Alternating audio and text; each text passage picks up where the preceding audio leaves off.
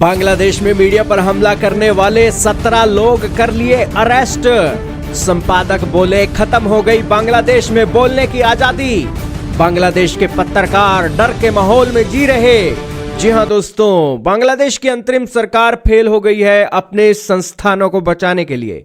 बांग्लादेश की छवि पूरी दुनिया में बदनाम हो रही है और बांग्लादेश के युवाओं ने, रेडिकल लोगों ने अपने ही पैर पर कुल्हाड़ी मार ली जब अपने ही मीडिया के ऊपर उन्होंने एक आगजनी और इसी के साथ तोड़फोड़ की घटना कर दी। वो मीडिया जो बांग्लादेश की छवि को दुनिया में चमकाने का काम करने वाला था, लेकिन उसी मीडिया के ऊपर बांग्लादेश के जो रेडिकल लोग हैं हमला कर रहे हैं, जिससे साफ हो गया है कि बांग्लादेश के अंदर किसी भी तरीके की फ्रीडम नहीं है। हाल ही में बांग्लादेश की सरकार ने अपनी गिरती हुई छवि और अपने ही पैरों पर कुल्हाड़ी मारने वाले कदम जो बांग्लादेश ने उठाए हैं उसके खिलाफ जब फैसला लिया तो दोस्तों यहां पर बातें कुछ और निकल गई। दोस्तों, बांग्लादेश में मीडिया संस्थानों पर हमले के बाद अब तक 31 लोगों की पहचान हुई है और 17 को गिरफ्तार किया गया है। जबकि सच्चाई तो यह है, जब बिल्डिंगें जल रही थी और सारा ये चीजें हो रही थी तब गिनती दोस्तों कई सौ की संख्या में थी, लेकिन फिर भी बांग्लादेश की सरकार ने सिर्फ 31 लोगों की पहचान की है। दरअसल बांग्लादेश में मीडिया अब अस्तित्व की लड़ाई लड़ रहा है। अनम ने कहा कि यह हमले विशिष्ट समाचार पत्रों के खिलाफ विरोध प्रदर्शन नहीं थे, बल्कि पत्रकारों और कर्मचारियों को जान से मारने के उद्देश्य से किए गए थे।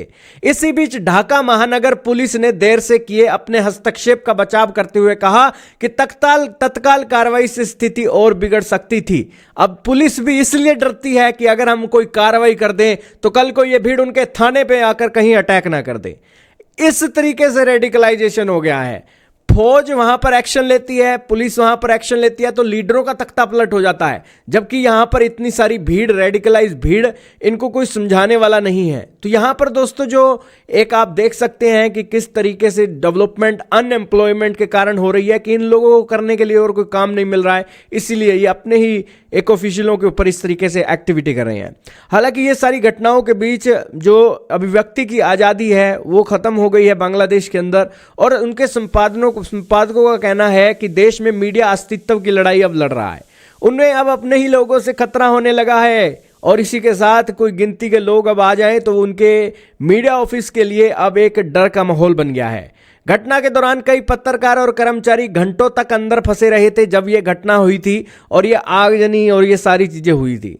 अब इन रेडिकल लोगों का दोस्तों ना तो कोई मोटिव है, ना कोई लेना है, ना कोई देना है, ये तो बस हिंसा पर उतर आए हैं। और इसी बीच बांग्लादेश के जो एक युवा और मीडिया अपने देश को रिप्रेजेंट कर रहे थे वो देख रहे हैं कि यार उनका क्या फ्यूचर है।